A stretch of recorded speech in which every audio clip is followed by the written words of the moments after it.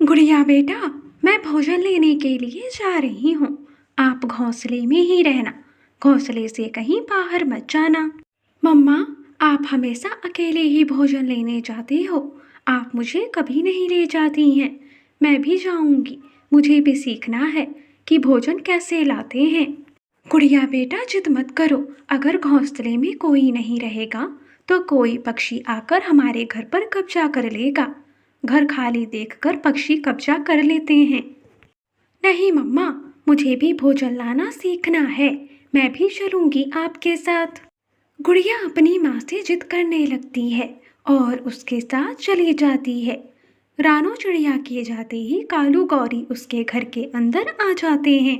अरे कालू जी, ये घर तो बहुत अच्छा है कि हमें मिल गया। अब हम इसमें आराम से रहेंगे।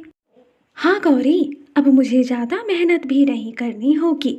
अब हम इसमें आराम से रहेंगे। फिर रानो चिड़िया को भोजन मिल जाता है।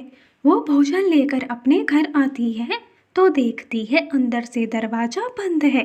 वो आवाज लगाती है, कौन है मेरे घर के अंदर? जल्दी से दरवाजा खोलो, कौन है घर के अंदर? फिर गौरी कौवी बाहर निकल कर आती है। अरे चिड़िया, क्या है? क्यों इतना गला फाड़ रही हो?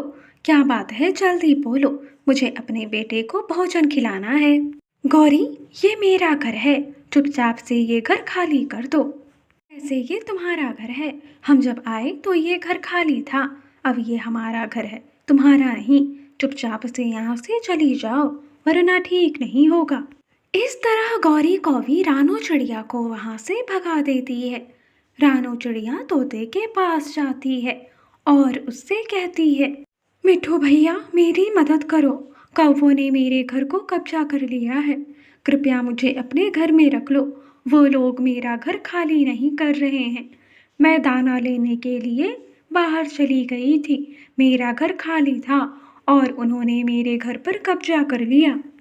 ठीक है रानो चिड़िया, तुम मेरे घर में रह सकती हो, आ जाओ। फिर मिट्ठू तोता रानो चिड़िया को अपने घर के अंदर रख लेता है। रानो चिड़िया अपने भी फल खाती है और तोते को भी देती है। चिड़िया, तुम्हारा बहुत बहुत धन्यवाद मुझे भोजन देने के लिए। वैसे मैं अभी भोजन लेने जा ही रहा था। कोई बात नहीं मिट्ठू भैया, मेरे पास दाना था तो मैंने आपको दे दिया। मेरे बच्चों का ख्याल रखिएगा। मैं जा रही हूँ अपना घर बनाने के लिए सूखी लकड़ियाँ ढूंढने। फिर रानो चिड़िया सूखी लकड़ियाँ ढूंढने के लिए निकल जाती है, लेकिन उसे सूखी लकड़ियाँ कहीं पर भी नहीं मिलती हैं। अब मैं क्या करूँ? मैंने तो बहुत सूखी लकड़ियाँ ढूंढ ली, पर मुझे कहीं पर भी सूखी लकड़ियाँ नहीं मिली। ऐसा करती हूँ, उल्लू बढ़ई के पास जाती हूँ, उसके पास तो बहुत सारी लकड़ियाँ होंगी। फिर रानो चिड़िया उल्लू बढ़ई के पास जाती है और उससे कहती है, उल्लू भाई, मुझे थोड़ी सी सूखी लकड़ियाँ दे दो। जंगल में मुझे कहीं सूखी लकड़ियाँ नहीं मिल रही हैं, मुझे अपना घर बनाना है। अरे हाँ हाँ चिड़िया बहन, क्यों नहीं, ले जाओ ये सूखी लकड़ियाँ और बना लो अपना घर। फिर रानो चिड़िया सूखी लकड़ियाँ लेकर जाती है और उनसे अपना घर बना लेती है और अपने बच्चों को तोते के घर से ला लेती है। दूसरी तरफ कालू गौरी रानो चिड़िया के घर में बैठे थे। तभी गौरी कालू से कहती है, अरे कालू जी, चलो इस घर में रहकर तो बोर हो गए हैं, चलो हम झरने के पास चलकर बैठते हैं। अरे गौरी, अगर हम लोग झरने पर चले गए तो हमारे घर पर आकर कोई पक्षी कब्जा ना कर ले।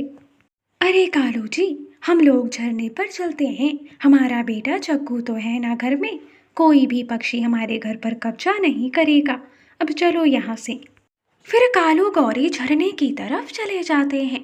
कालू गौरी के जाते ही उनके घर में एक चील आ जाता है और कहता है, अरे वाह, आज तो मुझे भोजन भी मिल गया और बना बनाया घर भी मिल गया, ये तो मज़ा ही आ गया। फिर वो जालिम चील जग्गू कौवे को मारकर खा जाता है। दूसरी तरफ कालू गौरी झरने पर आराम से सोए हुए थे। तभी उनके पास भागा भागा कबूतर आता है और कहता है, अरे कौवो, जल्दी उठो, जल्दी उठो, तुम लोग यहाँ आराम से सो रहे हो वहाँ पर तुम्हारे बेटे जग्गू को चील मारकर खा गई और तुम्हारे घर पर भी कब्जा कर लिया। फिर कालू गौरी भागे भागे अपने घर पर जाते हैं तो अंदर से दरवाजा बंद था और उनके बेटे जग्गू का पंख बाहर पड़ा था। इस तरह कालू गौरी को उनके किए की सज़ा मिल जाती है।